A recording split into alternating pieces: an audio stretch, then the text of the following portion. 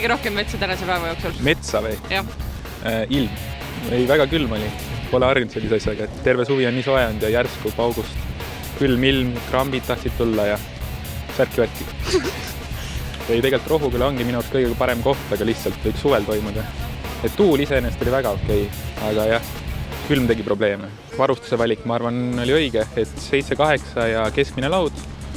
Ja ma ei tea, väiksemat purje kindlasti oleks tahtnud, võib-olla mõned sõidud oleks tahtnud suuremat varustust. Ja kõige positiivsem hetk tänasest päevast? Positiivsem hetk või? Kaldale tulek ja kuivade riidete selga panemine.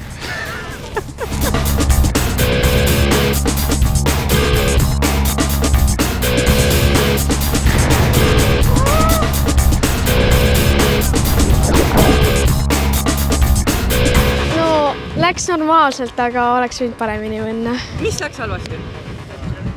Kõigepealt see, et ma kukkusin märkida ja siis jäin teistest maha ja siis ei jõudnud eriti järgi ka.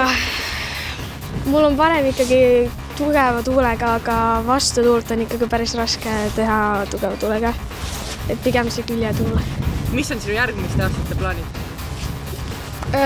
Minna kindlasti järgmiste aastate maailmakatele, Euroopakatele, mis järgmine aasta iga võistlus käia igal pool ja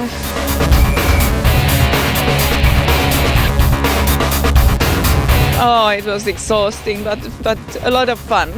Bumpy water and... What's your favorite condition to have? Strong winds, wavy, hard, difficult. That's my favorite.